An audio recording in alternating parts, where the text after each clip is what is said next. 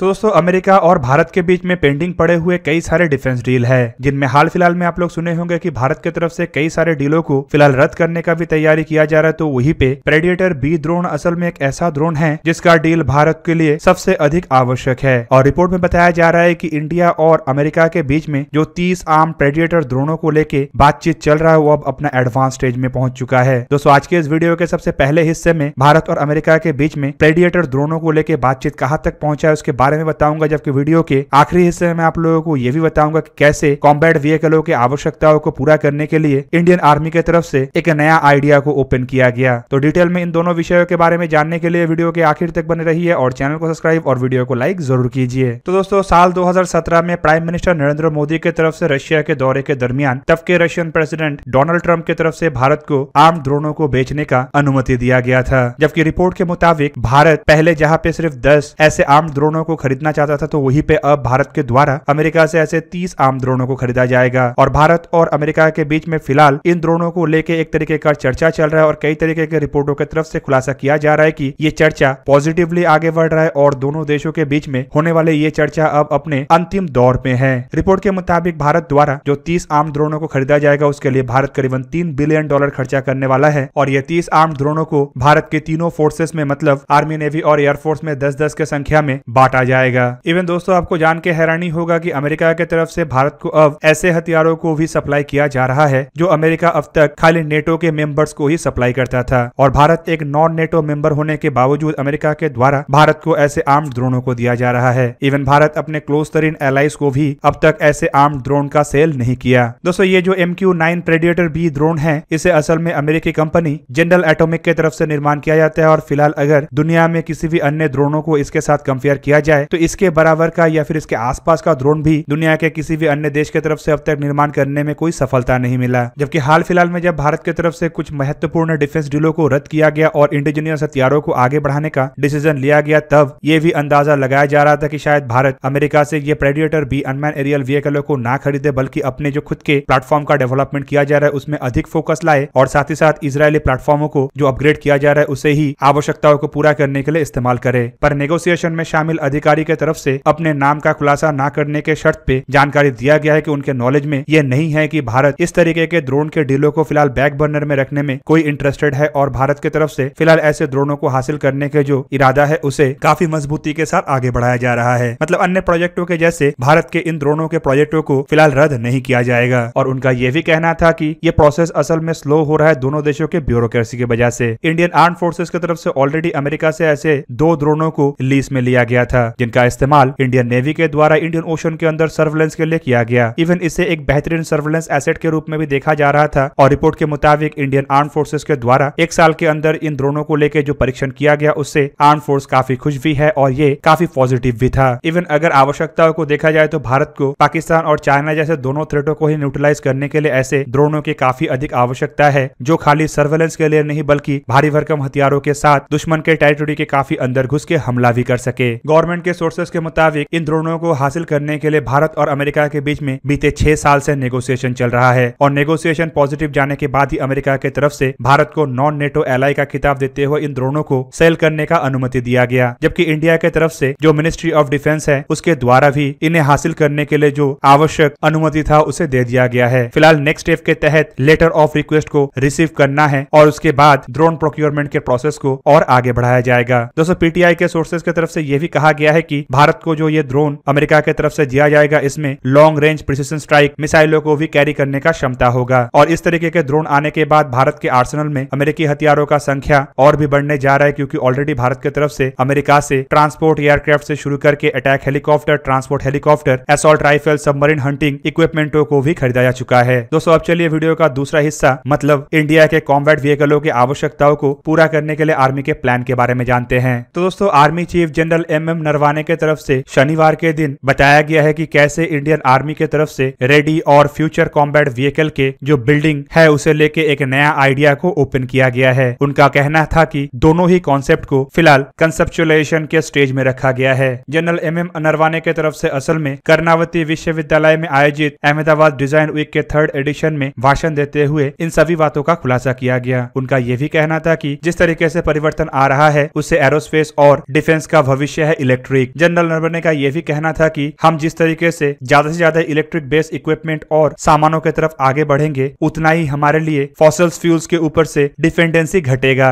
और इसके ऊपर अभी भी काफी काम करना बाकी है। हम इस मामले में बड़े प्लेटफॉर्मों के ऊपर अधिक भरोसा नहीं कर सकते और इसके लिए हमारे जो जहाज और एयरक्राफ्ट है इसके आकार को भी छोटा करना पड़ेगा। उन्होंने ये भी कहा कि आधुनिक युद्ध के मैदान की आवश्यकताएं कठिन और विविध है, इसलिए डिजाइन उस कद के होना चाहिए जो आने वाले 50 सालों तक प्रासंगिक हो। जनरल नरवणे ने यह भी कहा कि एक ऐसे प्रणाली को बनाना काफी कठिन है जो सबकी आवश्यकताओं को पूरा कर सके और ऐसे समय में ये काफी अधिक महत्वपूर्ण भी है। और दोस्तों अगर भारत के इन्फेंट्री फाइटिंग व्हीकल के प्रोजेक्ट को देखा जाए तो पिछले साल के जून महीने में इंडियन आर्मी की तरफ से पहली बार के तहत फ्यूचर इन्फेंट्री कॉम्बैट व्हीकल के अंतर्गत एक फ्रेश रिक्वेस्ट फॉर इन्फॉर्मेशन मतलब RFI को जारी किया गया था। बेसिकली इस रिक्वेस्ट फॉर इन्फॉर्मेशन के तहत इंडियन आर्मी के द्वारा नए करीबन 1750 FICV व्हीकलों को परचेस किया जाएगा और इसके लिए कम से कम 60,000 करोड़ रुपया खर्चा भी किया जाएगा। उस रिक्वेस्ट फॉर इन्फॉर्मेशन के तहत जो टोटल व्हीकलों को परचेस किया जा रहा है उनमें से कम 55% के व्हीकल गन वेरिएंट होगा, मतलब जिसमें गन लगा हुआ होगा, जबकि बाकी के व्हीकल स्पेशलाइज्ड व्हीकल होगा और इंडियन आर्मी के रिक्वायरमेंट के मुताबिक निर्माण किया जाएगा। रिपोर्ट के मुताबिक रिक्वेस्ट फॉर इन्फॉर्मेशन में यह भी प्रस्ताव रखा गया है कि कॉन्ट्रैक्ट के ऊपर हस्ताक्षर करने के 2 साल के अंदर ही इंडियन वेंडर जो कि फॉरेन OEM मतलब ओरिजिनल इक्विपमेंट मैन्युफैक्चरर के साथ इन व्हीकलों को निर्माण करेगा और सालाना 75 से 100 व्हीकल डिलीवर करेगा। दोस्तों असल में अगर देखा जाए तो साल 2000 से ही ऐसे व्हीकलों को खरीदने का चर्चा शुरू हुआ था। तब यह भी चर्चा में आया था कि भारत FICV प्रोजेक्ट के अंदर 26,000 करोड़ रुपए से व्हीकलों को परचेस करेगा, पर आखिरकार रिक्वेस्ट फॉर इन्फॉर्मेशन जारी करने के लिए 22 साल का इंतजार करना पड़ा। बेसिकली अगर देखा जाए तो साल 2012 में इस तरीके के इरादे से इंडियन आर्मी ने अपना हाथ हटा लिया था क्योंकि इंडियन आर्मी की तरफ से एग्जिस्टिंग व्हीकलों को अपग्रेड करने का प्रोजेक्ट को आगे बढ़ाया गया था और ये FICV असल में उन्हीं एग्जिस्टिंग व्हीकलों को रिप्लेस करने के लिए खरीदा जाना है। असल में इस FICV प्रोजेक्ट के तहत इंडिजीनियस एक इन्फेंट्री कॉम्बैट व्हीकल को भी निर्माण किया जा रहा है। रिपोर्ट के मुताबिक इसे अभय IFV कहा जाता है। दूसरी तरफ टाटा और DRDO की तरफ से भी एक व्हील्ड आर्मर्ड प्लेटफॉर्म को भी तैयार किया गया है जो भारत के एग्जिस्टिंग ऐसे व्हीकलों को रिप्लेस कर सकता है। बेसिकली जो अभय IFV है ये प्रोजेक्ट तो काफी पुराना है लेकिन इसमें कई तरीके की तब्दीली करते हुए एक नए व्हीकल को निर्माण किया गया है और साल 2020 में army chief general MM Naravane की तरफ से यह भी बताया गया था कि FICV प्रोजेक्ट के अंतर्गत इसे साल 2026-27 में इंट्रोड्यूस किया जा सकता है। दोस्तों यहाँ पे आपके जानकारी के लिए बता दूं कि अभय IFV असल में 25 टन भारी एक इन्फेंट्री कॉम्बैट व्हीकल है जो कि 3 क्रू मेंबर से ऑपरेट होता है और 7 ट्रूप्स को कैरी कर सकता है। इसमें कांचन आर्मर का इस्तेमाल किया गया है और इसमें मेन गन के रूप में 40 मिलीमीटर के L70 ऑटो कैनन है, जबकि इसके अलावा सेकेंडरी हथियार के रूप में इसमें एक 30 मिलीमीटर के ऑटोमेटिक ग्रेनेड लॉन्चर, 7.62 मिलीमीटर के PKT कोएक्साइल मशीन गन और 2 कॉन्कॉर्ड्स M या फिर मिलान एंटी टैंक गाइडेड मिसाइल है। इसमें 550 हॉर्स पावर का इंजन का इस्तेमाल हुआ है जिसके सहारे ये 70 kilometre per hour on road और 35 kilometre per hour of road रफ्तार से दौड़ भी सकता है। तो दोस्तों ये था आज का वीडियो। अगर आपको वीडियो अच्छा लगा तो लाइक कीजिए और मेरे चैनल को सब्सक्राइब कीजिए और साथ में बना हुआ बेल आइकन को भी प्रेस कर दीजिए ताकि आप मेरा वीडियो देख पाए सबसे पहले। जय हिंद।